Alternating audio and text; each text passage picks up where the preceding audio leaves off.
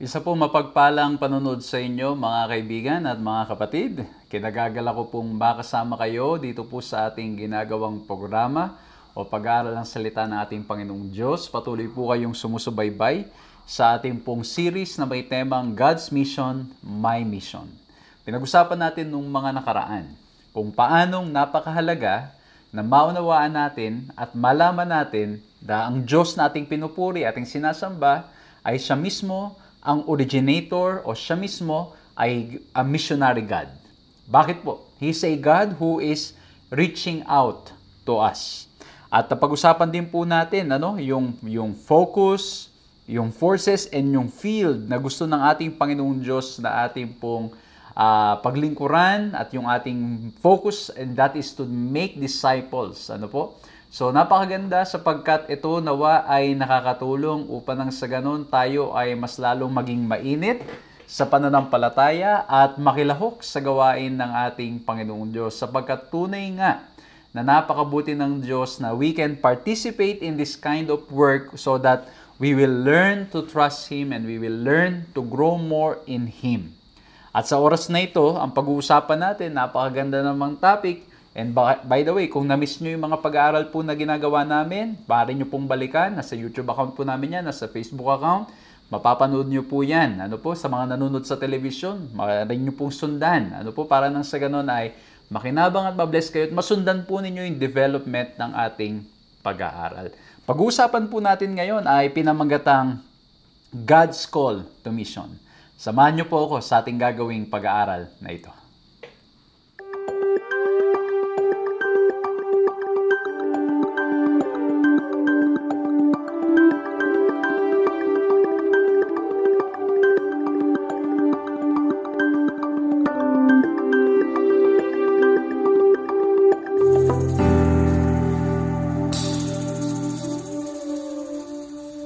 Ako po si Pastor John Alexis Mercado at patuloy po kayong sumusubaybay sa paglilingkod na ipinagkakalob po sa inyo ng 3 Points Ministries na napapanood din naman sa Hope Channel Philippines. At nawa po, sa pamagitan po ng ganitong paglilingkod ay nakikinabang, nabibless at napupulot po ninyo ang mga mahalagang leksyon at aral na makakatulong upang nang sa ganun mas makilala natin siya at mas lalong lumalim ang ating relasyon sa ating mahal na Diyos. O mga kaibigan, mga kapatid, tunay nga na napakabuti nating Panginoon na bagamat maraming mga pagsubok, maraming problema na tayo pinagdadaanan, hindi niya po tayo pinapabayaan magpakailan-kailan paman. Kung kayo po ay dumadaan sa mga pagsubok ng buhay at mga problema na inyong inaharap ngayon, nawa po ay maranasan yung patuloy ang biyaya at pagmamahal niya. Alam po ninyo, maging ang inyong lingkod ay dumadaan sa mga pagsubok nito pong mga nakaraan ay tayo po ay tinamaan ng mga iba't ibang uri ng karamdaman at maging yung aking pong pamilya. And it's only by the grace of God na ngayon po ay somehow nagiging maayos na, although hindi pa rin po ganun ka-totally ka-okay katulad po nung normal, yung talagang alam mo yung difference, yung normal na wala kang nararamdaman, but still we want to praise the Lord that we can continue serving Him through this kind of ministry. Sabi ko nga sa aking misis, minsan po, yung feeling na you just want to lie down and rest, pero pag naglilingkod na ay parang iba. It energizes you, it gives you the strength, and I can really say that it's only the strength that comes from the Lord. That's why we are able to continue serving you sa pamagitan po nito. And so let's continue to pray for each other po, mga kaibigan, mga kapatid ko. At sa mga sumusubaybay po sa unang pagkakataon, maaari po kayong mag-like, mag-subscribe, mag-follow, mag-hit na notification bell para nang sa ganon, sa lahat po ng mga pag-aaral namin ginagawa ay makasunod po kayo at masubaybayan nyo po at alam ko pong at nawa po ito'y makatulong sa inyo pong paglago, sa inyong pananampalataya at sa inyo pong relasyon sa ating mahal na Diyos. At kung kayo naman ay lagi na naming kasama, alam nyo naman po yung lagi naming request sa inyo, pakipindot nyo po yung share button dyan kung nanonood kayo sa social media para nang sa ganon, mabless, makinabang yung mga kaibigan, mga mahal sa buhay, yung mga taong iniisip po ninyo na maaring makapulot ng leksyon dito po o may ma-encourage tayo na mas lalo pang maging aktibo na maglingkod sa ating Panginoong Diyos. So yun po, So pakishare nyo po. At ito po ay isang simpleng paraan na tayo ay makakapangaral sa mga kaibigan natin, sa mga kapatid natin, maging sa mga, ilagay natin sa timeline natin. Kung ayaw nyo naman, isend nyo yung link.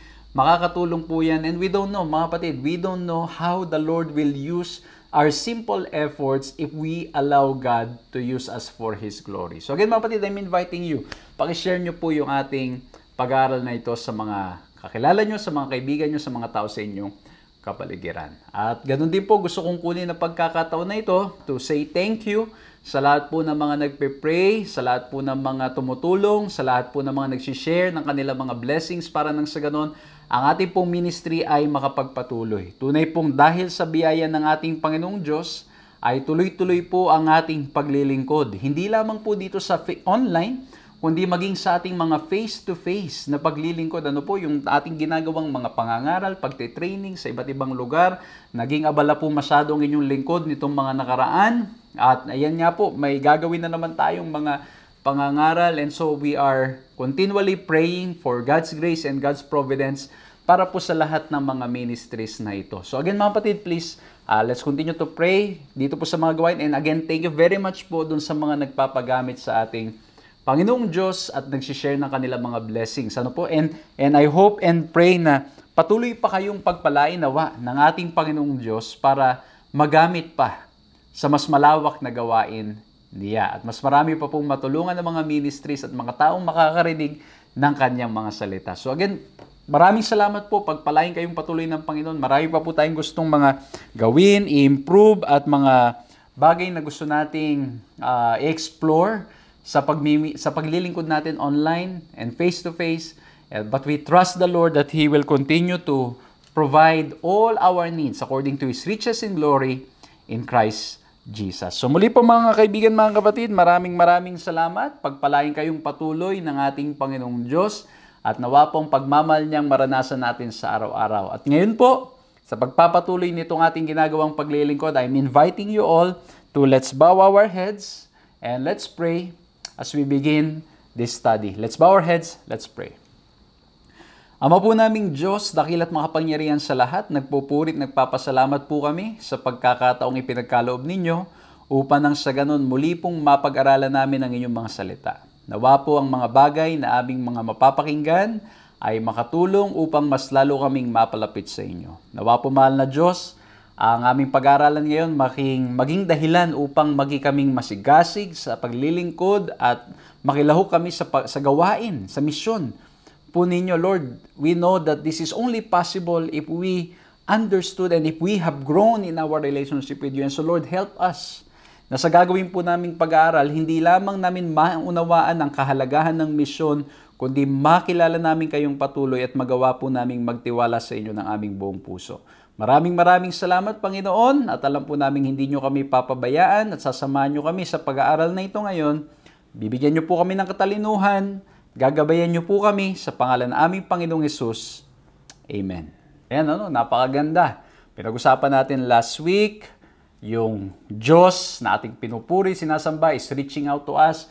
We also learned that God is calling us to be disciple makers at ang field is up to the ends of the earth. And of course, itong pag-uusapan natin ngayon still has some connection doon po sa mga diniscuss natin. But we will deal more into the details of it dito po sa pag-aaral natin sa oras na ito. At ang ating pong susing talata, matatagpuan sa Gawa 1:8 at ang sabi diyan, "You shall receive power when the Holy Spirit has come upon you, and you shall be my witnesses to me in Jerusalem and in all Judea and Samaria and to the end of the earth." And totoo nga, it's only through the power and the grace of God, through the power of the Holy Spirit, that we will successfully accomplish and fulfill yung ipinagkatiwala po sa atin ng mga dapat nating gawin. Ano po? Kaya po naman sa pag-aaral natin ito, as usual, I want to share with you 3 points. Nawa po ay maging madaling paraan para maalala, para ma-share, at para nang sa ganun din po ay sa tuwing tayo may mga gagawin o tayo may mga makakausap, nawa po ay maging madaling paraan nito para may bahagi po natin itong mga pag-aaral natin. And of course, lagi po naming sinasabi, kung kulang o let's say, kung sa tingin nyo po may iba pang aral o iba pang turo o hindi turo, iba pang leksyon na inyong mapupulot po dito, you can freely share that po. O isulat ninyo para po doon sa mga gagawin ninyong pag-aaral sa inyong mga churches o kaya sa mga tao sa inyong paligid, ay may babahagi nyo yung inyong mga sariling reflections. Kasi po, ang sinishare lamang po namin dito is what we have read, yung reflections po namin, at hindi lang po yun, yung kung paanong kami ay na-bless ng pagbabasa ng ating leksyon. Kaya nga po lagi ko pong sinasabi sa inyo, mga kaibigan ko, mga kapatid ko, never substitute your personal time with God. Dahil lang may mga ganito ng mga online ministries, no po, wag pong ganon. Kasi bakit po? Iba pa rin kung kayo mismo yung titikim. Kaya po kami, mga kaibigan, mga kapatid, we are just an additional resource para mas lalo pong maunawaan at maingganyo po kayong pag-aralan. Dahil ito pong mga pinag-aaralan natin, mapapansin nyo, ay very practical at merong implikasyon sa ating mga buhay. And so, let me share with you 3-letter O's. Okay? 3-letter O's. And the first letter O that I want to share with you is the word order. Well, hindi ko po, yung order po dito ay hindi po yung ibig sabihin ay yung sequence or yung pagiging maayos. But in here, I want to focus on the word order as in charge or command. Okay? Doon po sa Matthew 28, nung nakaraan, pinag-usapan natin that the order, the charge, the commission, the charge, the command is to make disciples. Okay? And in making disciples, we are asked by the Lord na tayo po ay mag-reach out, hindi lamang doon sa mga malapit sa atin, but up to the ends of the earth. Okay? Tayo ay magamit niya at maipalaganap natin ang ebanghelyo as far as possible. Hindi lamang kung nasaan tayo. And in the Old Testament, alam niyo, ang ganda nito. Pag pinag-usapan natin yung tinatawag na Imago Dei o yung tinatawag nating image of God. When Adam and Eve, they were created in the image of God, and they were called by the Lord to multiply the earth. If we look at it in the lens of God's love and God's mission, it's a call.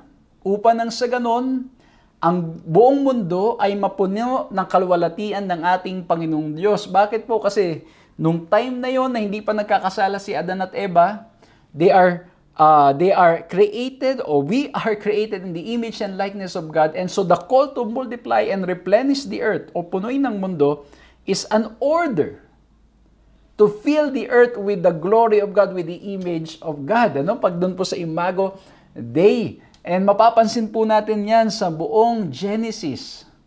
Nang nais ng ating Panginoong Diyos sa kanyang mga tinawag na mga tao ay magpatuloy sa paglalakbay at kumalat sa buong mundo para nang sa ganon, after the fall po ito after the fall, para nang sa ganon makilala pa rin ng patuloy anong klaseng Diyos ang ating sinasamba o yung Diyos sa langit na nag-iisa. Okay, that's the order. But pag titingnan po natin, of course, we cannot fully discuss everything because of the limitness of our time. Yung limited ng ating, dahil limited ang ating oras. Ganun pa man, mapapansin nyo po sa Genesis 11, ito po yung story ng Tower of Babel, na kung saan ay nagkasama-sama ang mga tao and they were united, but their purpose was not good. Kasi bakit? Basahin natin. Sa Genesis 11:2-4, ang sabi po ay ganito, "And as people migrated from the east, they found a plain in the land of Shinar and settled there. Then they said, 'Come, let us build ourselves a city and a tower with its top in the heavens, and let us make a name for ourselves.'" Tingnan niyo sunod na words, "Lest we be dispersed over the face of the whole earth." Okay? Ang sabi nila, magsama-sama tayo dito, gumawa tayo ng tower na maabot natin ng kalangitan at gumawa tayo ng pangalan para sa ating mga sarili. At ang sabi nila, baka kasi tayo ay kumalat, lest we be dispersed over the face of the whole earth. The command, the order of God is to disperse, kumalat sa buong mundo para nang sa ganun ang buong mundo ay mapuno ng image and likeness of God o yung makilalang ating Panginoong Diyos. Pero dito tingnan nyo, it's exactly the opposite. They want to make a name for themselves instead of making God's name known. And then ang sabi nila, ayaw nila mag-disperse over the face of the earth. They just want to stay together. And that's why, kung babasahin po natin ang story, ang nangyari, the Lord needed to confuse the language. Dahil yun nga po, same language. And then, pagbabasahin niyo po yung dulo ng kwentong ito, and then they were scattered all throughout the earth. At yun ang naging way para nang sa ganon ay matupad yung panawagan na sila ay kumalat para makilala ang ating Panginoon Diyos. But again, mga kapatid, dito kung mapapansin natin na yung order ay hindi sununod, yung command. At madalas, ganito rin na nangyayari sa atin. The command is to go, to make disciples by going, teaching, and baptizing. But most of the time, we just want to stay in our comfort zones. Gusto nating manatili lamang kung saan yung komportable. Ayaw natin yung, alam mo yun, minsan may mga pagkakataon na may mga panawagan ng gawain at ang mangyayari po ay we are too busy asking about the details at pag nalaman nating magiging hindi komportable yung ating sitwasyon ay para bang ayaw na nating pumunta. Ano po, minsan nangyayari yan. Kaya naalala ko mga kapatid, nung ako po'y nagsisimula pa lamang bilang mananampalataya, sa lahat ng mga pangangaral na aming ginagawa, I cannot really remember na nagtanong ako ng detalye about kung saan titira, kung saan, paano yung pagkain doon. I cannot remember. And even now, mga kapatid, na pag tayo'y naglilingkod at nagpupunta sa iba't ibang mga lugar, mga kapatid ko, mga kaibigan ko, until now, mga kapatid, sometimes naalala ko nung minsan may nagtanong sa akin, may mga kasama ako na mga ngaral din, mga missionaries, at ang sabi nila sa akin, Pastor, do you know, can you please give us the details, saan tayo titira, ano yung address at ganito at ganyan.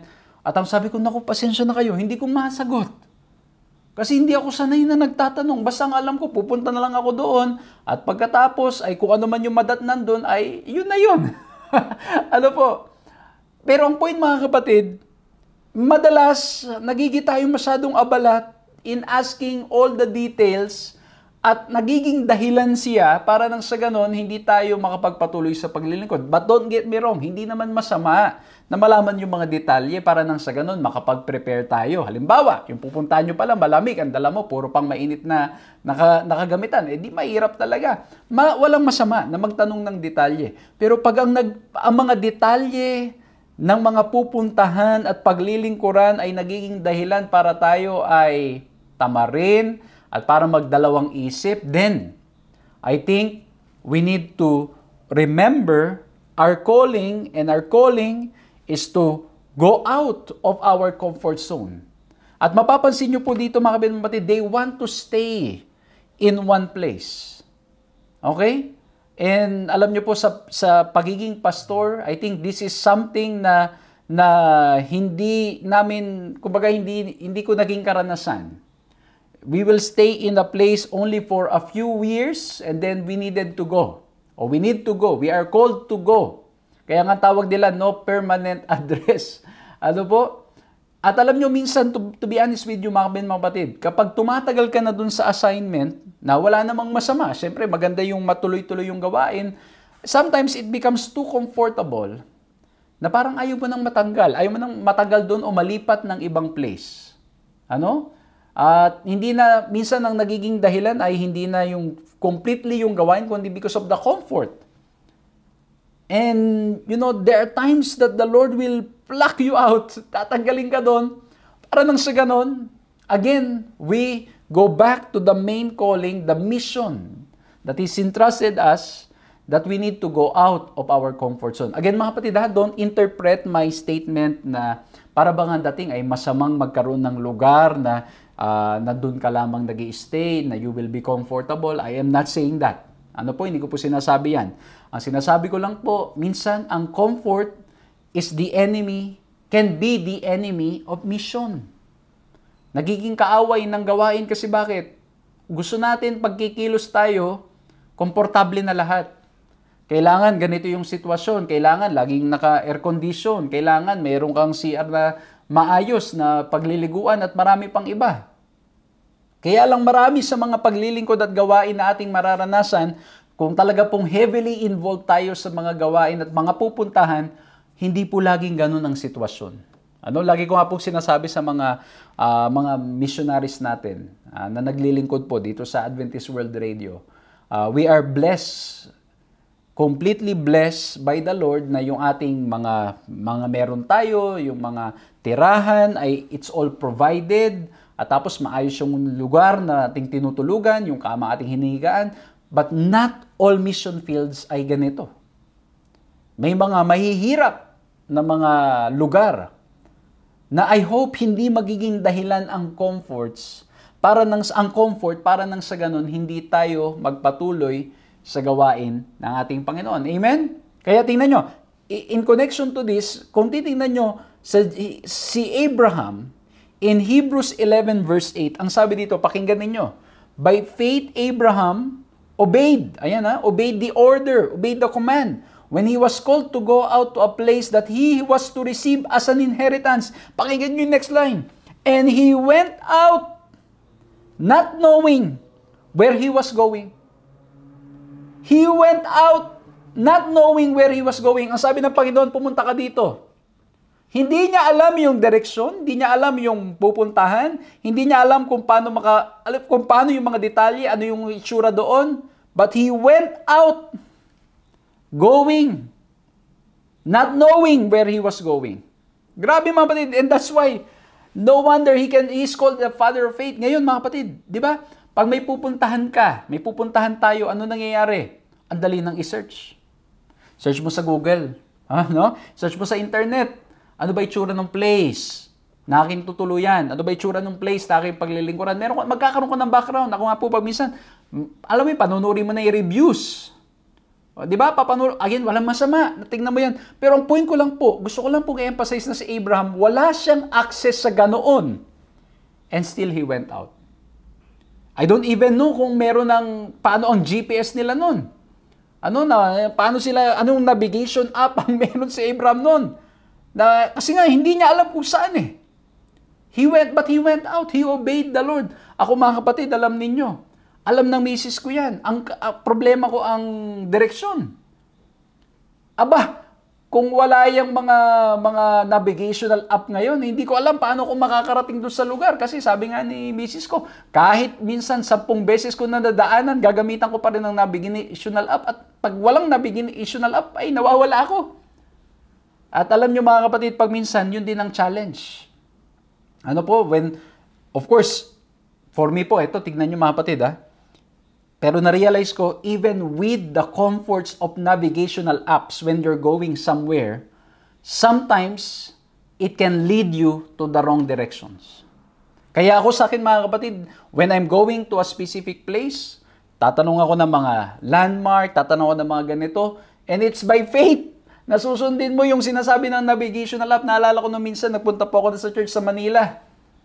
At pagkatapos umulan ng napakalakas nung kami pauwi na, lahat ng pinapadaanan sa amin, mga saradong lugar.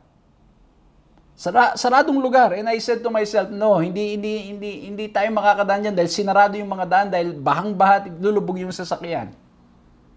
Alam niyo po yun? Kaya it requires God's leading and God's guidance. Kasi bakit po? Sa ating paglilingkod, may mga detour. Sa ating paglilingkod, may mga mangyayari sa paligid natin. At the end of the day, we trust in God that He will lead us and He will guide us. Lalo na si Abraham. Imagine niyo walang navigation app. Walang mga, yung meron tayo ngayon na pwede mong i-search sa internet yung mga detalye at lugar na pupuntahan mo. And still, he went out. He obeyed the order of God. And that's why we are called to live, to go out of our comfort zones. And if we are in a comfortable situation, don't feel bad, mga kaibigan ko, mga kapatid ko. Huwag niyong maramdaman na ay, ano ba yan, napakomportable ng buhay ko, anong magagawa ko sa mission? May magagawa ka, kaibigan, kapatid. Meron tayong magagawa. Kasi bakit? Yung lagi pong sinasabi sa aming mga missionaries, I always tell them, pag naging komportable ang inyong sitwasyon, find ways how you can be uncomfortable Para nang sa ganon, you are always reminded ng gawain ng ating Panginoon. Alam mo yon, yung napaka-komportable, halimbawa ng inyong tinitirhan, komportable ng inyong tinutuluyan, komportable ng inyong trabaho. Find yourself. Find ways and pray to the Lord and let the Lord impress you how you can leave your comfort zone, be in a comfortable situation para nang sa ganun magamit ng ating Panginoong Diyos sa kanyang gawain. Kaya alam nyo mga kapatid, ay nyo pong lingkod, I always love to go out and preach the word. At alam nyo sa aming pag-iikot ni na Mrs. ng aking mga anak, we are exposed to different types of ministries. Naalala ko na minsan, may napuntahan kaming lugar. Sabi ng mga anak ko, Daddy, ganito ba pag nagmi-mission work? Kasi yung natulugan namin ay unique. Unique. Pero masaya. Kasi challenging. Tapos one time, meron kaming napuntahan na medyo talagang komportable. Aba, yung mga anak ko, sabi ng mga anak ko, Daddy, ang favorite place ko na yon.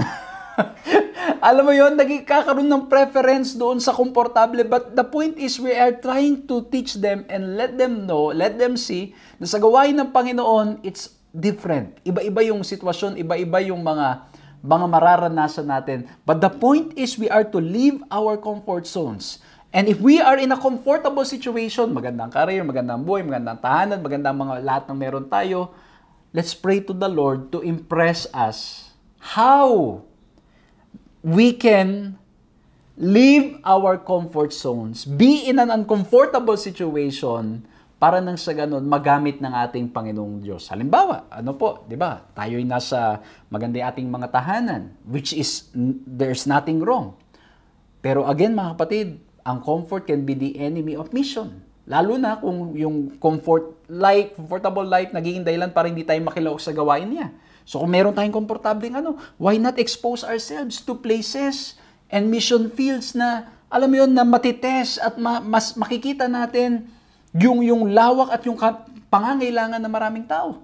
If you're earning enough or more than enough, why don't you put yourself in a uncomfortable situation na yung meron tayo, we will share it to the people or to the mission, sa gawain, para nang sa ganon, matuto tayong lalo pang magtiwala sa ating Panginoon at hindi lamang sa mga bagay ng sanlibutan na ito. The point is, mga kapatid, yung comfort zone. There's nothing wrong sa pagiging komportable, pero nagkakaroon ito ng problema kung ito ay nakakahadlang sa gawain ng ating Panginoong Diyos. Amen? Kaya tayo mga kapatid, I hope and pray, pipiliin natin na mas okay maging uncomfortable na nasa gawain ng Panginoon. Amen ba? Amen po ba mga kapatid? At ang sabi pa dito, ano yung order? Acts 1:8, yung ating key text, but you shall receive power when the Holy Spirit has come upon you, and you shall be my witnesses. You shall be witnesses to me in Jerusalem, in Judea and Samaria, and to the end of the earth. Again, we can see here the order. Yung command, which is to go to the ends of the earth. Pero siyempre, we start where we are. Kaya nga po in Jerusalem, simulan natin doon sa mga kaibigan natin, sa pamilya natin, maaaring sa katrabaho natin, yung kapareho natin ng lengguwahe, mga kaibigan, eto, lagi kong tinuturo sa social media, sa digital evangelism, pwede natin simulan doon sa number of friends that you have online. Di ba? Meron sa inyo 5,000 ng friends, 4,000 ng friends, 3,000 ng friends, 100 ng friends. Simulan yung maglingkod yan. Yung order, ayan, it's a way of making yourself uncomfortable. Hindi ka siguro sanay in trying to reach out, but you pray to the Lord, or maybe God is impressing you to do it. You put yourself in a place na God can use you and He will use you. Amen? Kaya po, dito po, sinasabihan tayo mga kapatid, the order is to continue to involve ourselves in mission, to go out of our comfort zones. Kaya kung masyado tayong nagiging komportable sa buhay na ito, I hope and pray that that will not be a hindrance sa gawain ng Panginoon. Naalala ko nung minsan, meron po ako nadalaw na lugar sa Mindanao.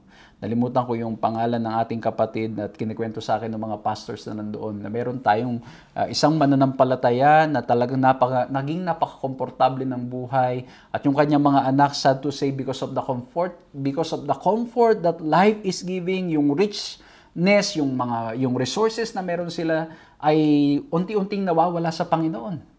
Ang ginawa ng tatay, nag-pray siya, sabi niya, Lord, kung kalooban ninyo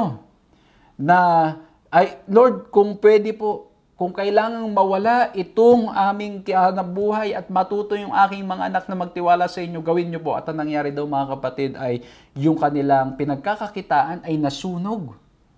Iyakan yung mga anak at ang sabi naman ng tatay, Panginoon, maraming salamat po sapagkat ito po ay naging dahilan para ang aking mga anak ay mawala sa inyo.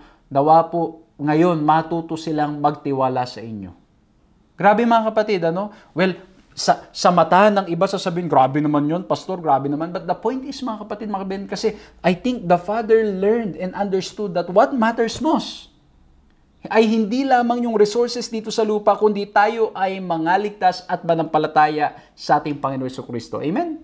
Ano po? Kaya we are called to go. Magpatuloy. Do not allow yung comfort ng buhay na maging hadlang para tayo ay hindi maglingkod sa Kanya. Kaya nga po dito mga kapatid, we are to start in Jerusalem, our friends, and then Judea and Samaria to the end of the earth. At ang sabi ng nating lesson, again, Jesus affirms the reality that witnessing involves, pakinggan ninyo, crossing cultural boundaries.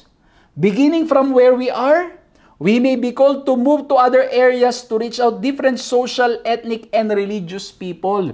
Kumbaga, yung kapareho mo ng lingwahe, kapareho mo ng vibes, kapareho mo ng mga style at marami pang iba. And then later on, you go out to reach out other social or ethnic and religious groups. Ano po kasi bakit? Pag kayo'y sanay na sa gawain, sanay na mag-preach, ano nangyayari? Di ba nagiging comfortable na tayo eh. Sanay na tayo. Alam niyo mga kapatid, I'm heavily involved in preaching the gospel sa mga online at maging sa mga face-to-face. At alam niyo, ang challenge mga kapatid, when I go out to other countries to preach, it's very challenging. Of course, sometimes, most of the time, I will preach in English, tapos may translator. Ang challenge mga kapatid, how do you know na you are being understood? How do you know? But again, we rely sa ating Panginoong Diyos. And we also, especially when you're in the 10:40 window and you're preaching the word, grabe mga kapatid. Talagang it requires faith. Manghawak sa ating Panginoong Diyos. But the point is, we are called to go out. We are being ordered by the Lord to go out of our comfort zones. Mga kapatid, mga kaibigan, kamusta? Baka masyado na tayong na-attract sa comfortableness of this life. Baka masyado na tayong nakafocus sa pagiging komportable lang. Baka ang mga pangarap natin nakatuon lamang sa pagiging komportable at magkaroon ng magandang buhay at magkaroon ng magandang karir, ng tahanan, ng trabaho at marami pang iba. Wala pong mali diyan. Pero kung yan ay nakagiging dahilan para mahadlangan ang inyong pakikilahok sa gawain ng ating Panginoon, mga kapatid, there's a problem. And so let's pray to the Lord that while we are experiencing comfort in this life, we will not lose our focus. We will not lose the order na ibinigay ng ating Panginoong Diyos na ipangaral ang kanyang mga salita sa buong mundo. Amen? Okay, tuloy tayo. Second point. So number 1, we talk about the order. Ano po? We are to go out. Go out specifically of our comfort zones. We start where we are at unti-unti pumupunta tayo sa iba't ibang mga dako, iba't ibang mga lugar upang ipalaganap at ipangaral ang kanyang mga salita. And now, let's look at the objective.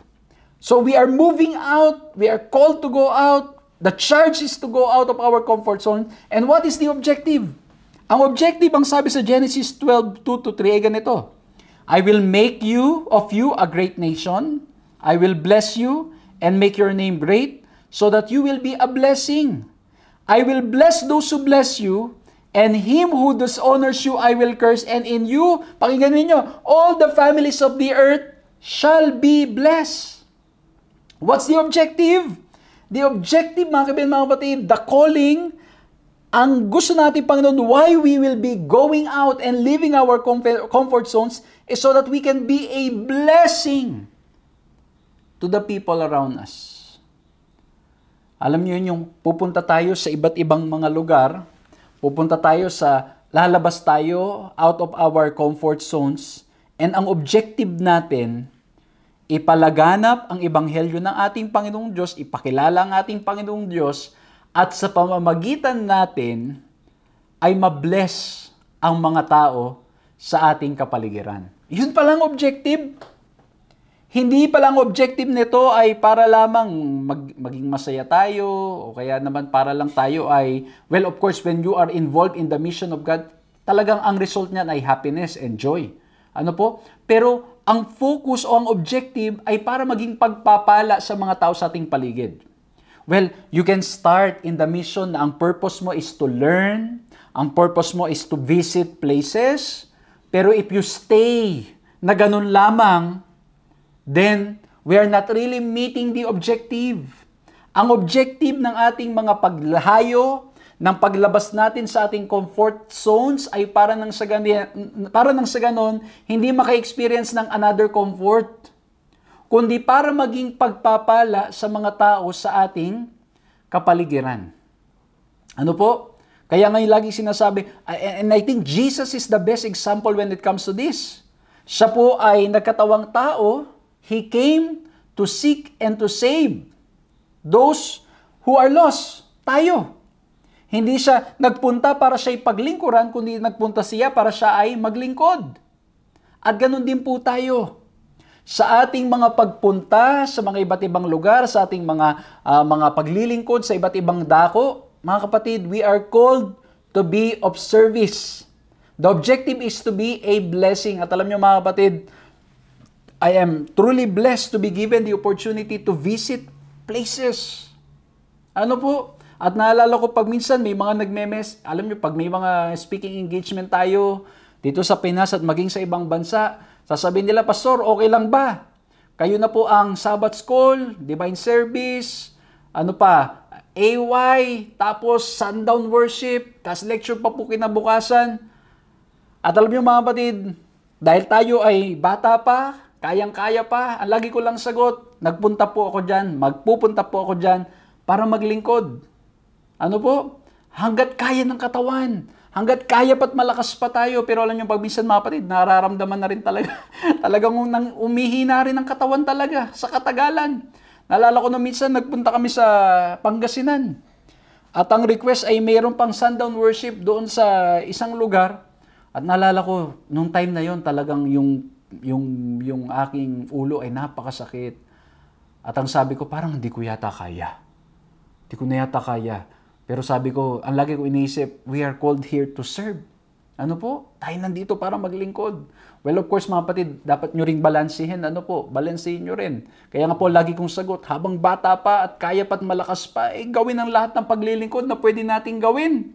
Kasi bakit habang tumatagal, nararamdaman na rin. Kaya nga po ngayon ako, masayang-masaya pagkasama ko yung mga missionaries na naglilingkod. Kasi bakit? Sila yun, ang mangyayari ay I can delegate the other parts to them na sila yung gagawa. Pero ganun pa man, kung wala talagang chance, we are still very happy to do it for the glory of God. Because the objective is to be a blessing to the people around us. Ang objective ng ating mga pagpunta sa iba't ibang dako, iba't ibang lugar, ay para makapaglingkod at hindi tayo ang paglingkuran. And we are just so blessed mga kapatid at ako po'y nagpapasalamat sa ating mga pag-ikot-ikot, yung ating mga church members, mga churches na nag-i-invite po sa atin sa mga paglilingkod. Maraming salamat po na the purpose of my coming is to be of service sa inyo, pero kayo po'y napakamapagmahal.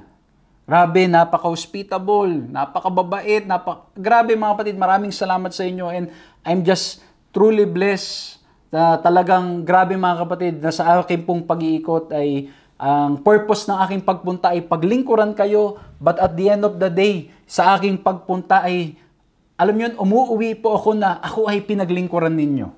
Ako'y napaglingkuran ninyo. Maraming salamat po mga kapatid sa inyo. Pero again, the main purpose is to be of service. Umaawit tayo, nagpe-preach tayo, ginagawa natin lahat ng mga ito para maging pagpapala at gagamitin tayo ng Panginoon na pagpapala sa mga tao sa ating paligid. Ano po? Hindi ang purpose is to get something from the people na ating pinaglilingkuran. Ang purpose ay laging para nang sa ganon, magamit ng Panginoon at maging blessing tayo sa mga tao sa ating paligid. Amen? Alam nyo mga kapatid, yan po, lagi kong sinasabi sa mga batang mga nagpapastor, na talagang when you serve the Lord wholeheartedly, you serve the church with all your heart, na talagang you're committed to doing things. Dahil lang mahal mo mga kapatid, dahil mahal mo ang gawain ng Panginoon, and you are there to be a blessing to them, you don't need to worry about everything because it is God who will bless you. And the church itself, sila rin ang gagamitin ng Panginoon para nang sa ganon ay patuloy kang yung mga pangangailangan ay maipagkaloob. Ano po? Kaya mga kapatid, again, the objective is to be of service. And I know, mga kapatid, sa aking pong karanasan, ang kaaway ay maaring gumawa ng paraan, so we will lose this objective. Na parang ang maging dahilan ng ating paglilingkod ay para nang sa ganon tayo ay mapaglingkuran. Ano po? Mga kapatid, this is a reality. Ano po? Na sa ating pag-iikot at paglilingkod, when we go out of our comfort zones, alam mo yun, you will be appreciated and all of that.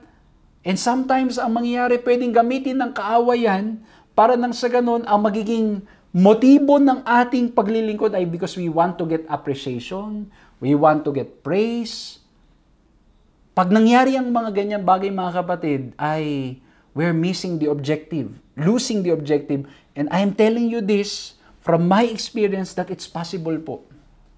Possible po na mawala tayo sa focus ng ating paglilingkod.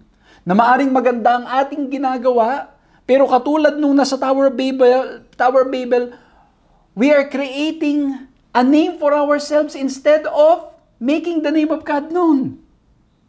At alam nyo, sa paglilingkod mga kapatid, naalala ko, nung ako'y nagsisimula pa lamang na magpastor, ang mga usapan ay nanarinig ko at sinasabi at pinapayo, isipin mo na ngayon.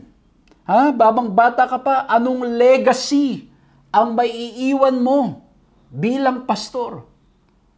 At alam nyo mga kapatid, as I grow in my relationship with the Lord and in my reading of the Scripture, are we supposed to think of that? Or just focus in making the name of God known and let Him, just like what He promised to Abraham, to create a name for ourselves? Kasi ang pangako niya, maglingkod ka, sumunod ka sa akin, akong bahala mag-create. Akong bahala sa iyo, just make me known. And posible mga kapatid, that we lose the objectives. We lose the main focus of being a blessing to the people around us. And that's why mga kapatid, merong isang awitin na ang sabi doon na yung lights, yung fame, yung glory, yung mga blessings and resources can be used by the enemy para mawala tayo sa objectives natin sa ating paglilingkod. And mga kapatid, I am not excuse of this, and that's why we need to pray for each other. Magpanalanginan tayo that we will not lose the main objective, at ang main objective ng ating mga paghayo, ng ating paglilingkod ay maging pagpapala sa mga tao sa ating paligid. Amen? So again mga kapatid, let's check our hearts. Let's check our motives. Baka po pag minsan ang nagiging dahilan na is we are already after the fame, we are after the glory, we are after our legacy. Mga kapatid, let's pray to the Lord to help us stop thinking about that and just think about God's name. Making the name of God known. Amen? So number 1, the order. Number 2, the objective. Number 3, let's look at the obstacles. Ayan, ito ha. We will leave our comfort zones, and that in itself is a challenge. But when you go to other places, when you go for service, the Lord did not promise that it's going to be smooth. May mga challenges at mga kapatid, sa akin pong pagiging addict sa gawain sa mga crusade at maging sa mga testimonies, mga stories of missionary opportunities na akin pong binasa, yung mga early church or early missionaries. Grabe mga kapatid, ang iniwan nila yung comfort zone nila, at pagdating pa nila dun sa lugar, napakatinding pagsubok, napakatinding problema. Ang kanilang pinagdanan, yung iba ay namatay pa. Yung iba, kahit nang ginawa nila ay puro kabutihan, sila pa ay sinuklian ng kasamaan. And yet, they were happily fulfilling the mission of God because they know whom they are serving. Amen? Tingnan nyo, sabi dito, balikan natin Hebrews 11:8. By faith, Abraham obeyed when he was called to go to a place that he was to receive as an inheritance, and he went out not knowing where he was going. At kung babasahin natin ng patuloy sa Genesis chapter 11, yung Tower of Babel, Genesis chapter 12, yung calling ni Abraham, and when you continue reading in Genesis 13 and 14, makikita nyo po na si Abraham humarap sa mga pagsubok ng buhay. Humarap sa pagsubok ng mission. Kasi bakit? Tingnan nyo, ang sabi ni Ellen White, as a summary doon sa mga next chapters na nangyari, ay ganito. During his stay in Egypt, Abraham gave evidence that he was not free from human weakness and imperfection. In concealing the fact that Sarah was his wife, naglay po siya, he betrayed a distrust of the divine care, a lack of that lofty faith and courage so often and nobly exemplified in his life. Through Abraham's lack of faith, Sarah was placed in great peril. The king of Egypt, being informed of her beauty, caused her to be taken into his palace, intending to make her his wife. But the Lord in His great mercy protected Sarah by sending judgments upon the royal household. Ayan, ano? So makikita nyo mga kapatid, natakot si Abraham. Kasi bakit? It's a foreign country at hindi niya alam yung mga batas at mga bagay doon. And instead of trusting the Lord, siya po ay nagsinungaling. Itinago niya yung katotohanan tungkol kay Sarah. And so makikita natin mga kapatid, there are obstacles in mission. Merong tinatawag tayo, alam niyo po, when you talk about mission, may mga language barrier, cultural barrier, may mga gaps that makes it difficult for us to penetrate and share the gospel. Ano po? Kaya, yung sinasabi ko po kanina, kaya mahalaga na aalamin natin itong mga bagay na ito, pero pag nalaman natin yung mga challenges, wag naman sana maging hindrance na hindi na natin itutuloy kung may klarong panawagan ng ating Panginoong Diyos na magpunta at maglingkod tayo doon. Kasi we will always go in faith. Ano po? Pero ang point mga kapatid, there are obstacles. May mga pagsubok, may mga hindrances, may mga barriers, may mga borders, may mga limits. Sa gawain, sa mission. But when you are with the Lord, when you are with God, there is no limits, no borders, there are no walls, no borders, no limits. Kapag kasama natin ang ating Panginoong Diyos sa ating paglilingkod. Amen? Kahit may mga obstacles, may mga walls and borders and limits, the Lord will help us, only we should trust Him. Alam ko po mga kapatid, mga kaibigan, madaling sabihin. Pero ang totoo, challenging yan. Kaya dapat manatili tayong nagtitiwala at nanghahawak lamang sa ating Panginoong Diyos. Ano po, may mga obstacle but we want to share with you the reality. At nakita natin si Abraham, he is considered the father of faith. Pero dito sa pagkakataong ito, nangyari. Pero ang mabuti dito, ang gusto natin i-pick up dito, ang Diyos ay Diyos na mapagmahal, na bagamat tayo madalas ay bumabagsak, nagkakasalan, nagkakamali, at nagdududa sa pangako ng ating Panginoong Diyos, pinagkakalooban niya tayo ng pangalawang pagkakataon upang nang sa ganon patuloy tayong makapaglingkod at magamit niya. And so that's why when you involve yourself in mission, the more we get to know what kind of God He is, the more we experience His grace, the more we experience His love, and the more we learn to trust Him, especially when we are facing difficult situations.